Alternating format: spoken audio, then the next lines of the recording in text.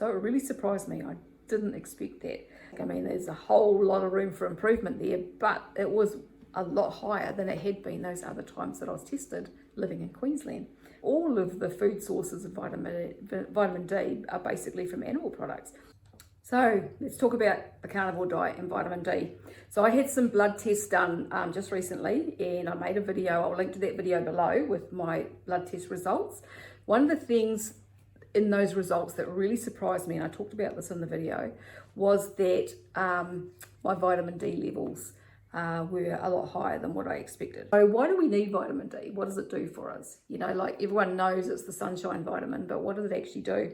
So vitamin D is really important for bone health. Children who are lacking in vitamin D will end up with rickets. So that's where they end up with bone deformity. Because vitamin D helps your body to absorb calcium and build strong bones. So vitamin D also protects against cancer, and that's a biggie. So vitamin D deficiency is really quite prevalent these days, and probably part of the reason for the increase in cancer. So if you've had a cancer diagnosis, getting enough vitamin D is super duper important. And if you want to prevent cancer, getting enough vitamin D is super duper important. So it also helps to protect against thyroid disease. So in the past, when my vitamin D levels were really low, I had a lot of problems with my thyroid, and but my thyroid seems to be a lot better now than it was. I don't really seem to have anything much in the way of symptoms apart from being overweight and having slow weight loss and getting a bit depressed sometimes still off and on, but I don't seem to have a lot of the symptoms that I used to have. So the thyroid disease, a lot of the symptoms of thyroid disease, especially underactive thyroid, are symptoms of low vitamin D. So they are things like sleep problems and hair loss and fatigue and pain and depression. These are all things that I used to have a lot of problems with over the years. And vitamin D is also really important for immunity. So if you want to keep a nice strong immune system, having enough vitamin D in your body is really, really important. The last 2 times that I had blood tests done, I haven't had any done for years. So I had some blood tests done 9 years ago and about 10 or 11 years ago. And I was living in Queensland, in Hervey Bay in Queensland, when I had both lots of those tests done. And I was out in the sun all the time, on the beach every day, at least once a day, and swimming and sunbathing and walking and running. And the first blood test that I had done, the 10 or 11 year ago one, my level was 50, which is right at the bottom of the scale. And so the reference range was from 50 to 300, I think, the Australian one. And I was 50, sitting at 50. And then the last one that I had done, which was 9 years ago, same deal, living in Hervey Bay, out swimming, walking, running every day in Queensland in the sun.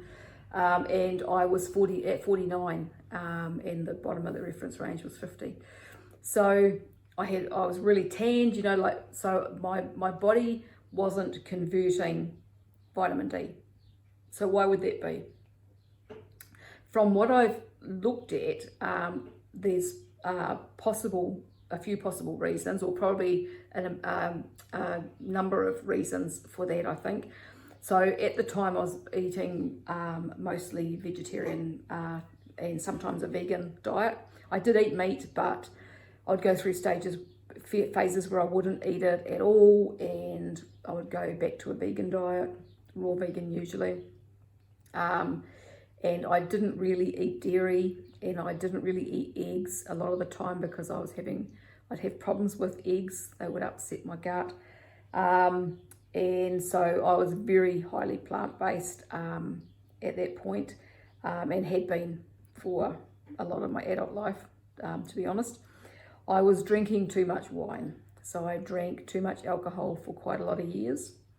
And so I suspect that played a part in that. And I had thyroid issues, which I think were part of the reason I had those was because of the lack of vitamin D.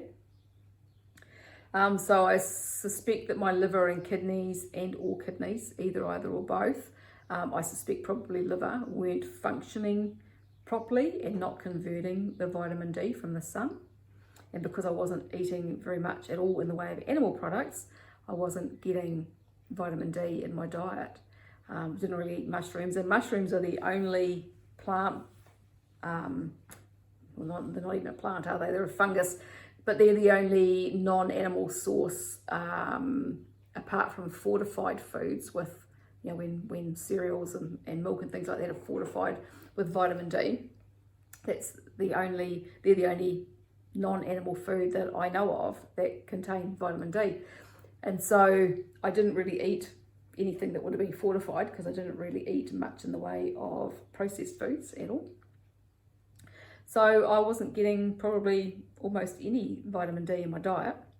My gut health was really bad. My whole digestive system was inflamed for quite a lot of years. It used to be painful to touch all the way down my abdomen, and it was very much like that when we were living in Hervey Bay. And I was eating some fermented foods, but there was no fermented dairy in there. Maybe for a little while, I think I was getting some raw milk and making some kefir, I think. I remember buying some raw milk because they used to sell it as bath milk, because they were allowed to sell it for human consumption. They sell it as bath milk in the organic shop, and I was buying that for a little while. I think I was making kefir with it, or yogurt, one of those. So I would have been getting a little bit of vitamin D at that stage in my diet.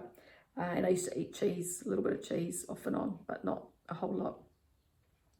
So I think that's why my vitamin D levels were so low. Now, when I had the test done just a couple of weeks back, I expected my vitamin D levels to be low as they had been, or lower, because I'm living in New Zealand. We're just coming out of winter. We've had the crappiest, coldest, wet winter. I've hardly been outside. Definitely haven't been out in any sun for a while, until the last few days. And I haven't been doing exercise outside or anything. I've been exercising inside. And even last summer, the weather was pretty dismal and we had very little sunshine. So there's been a serious lack of sun for probably close to 2 years here in New Zealand, for me anyway. And yet when I had my test done, my levels were 82, I think it was. And again, the bottom of the reference range is 50. So they're not fantastic. I mean, there's a whole lot of room for improvement there, but it was a lot higher than it had been those other times that I was tested living in Queensland. So it really surprised me. I didn't expect that. So because I hadn't thought too much about the food sources of vitamin D. And when I started looking into that, all of the food sources of vitamin D are basically from animal products. So red meat and pork have got vitamin D in them. Pork's quite high. Oily fish, liver, red meat, egg yolks, dairy, so butter, cheese, raw milk, all have vitamin D in them. And so that's probably part of the reason, is because I'm eating all of those animal foods that contain vitamin D. Also, I suspect that my liver is probably starting to function a little bit better. I think my liver was a little bit dodgy when I started on this diet. I was having a lot of problems with diarrhea for many, many months. I had problems with diarrhea prior, obviously, to carnivore.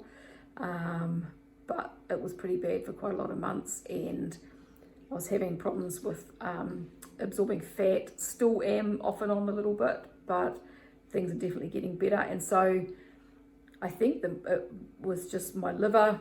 As I have said, I did a video just recently about my history and how I got to decide on the carnivore diet, and I've talked in there about how I drank way too much wine for far too many years. So I suspect that has played a part in that. And so I've had 2 years now with less alcohol, so that's probably made a difference. And so in Australia, my body just wasn't converting the vitamin D, the sunshine, to vitamin D. and for whatever reason or reasons, that was the case. So I'm in the process now of trying to increase my vitamin D levels naturally. I'd rather not take supplements for that if I don't need to.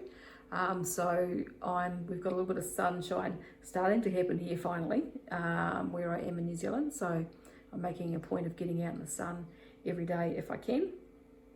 And I'll see where it is in a few months. I'll have it tested again after Christmas probably, and I'll see where those vitamin D levels are the next time. If you've got any questions or comments, please fire away below. And I thank you for watching. Make sure to subscribe and hit the like button, and I will talk to you again another day. Goodbye for now.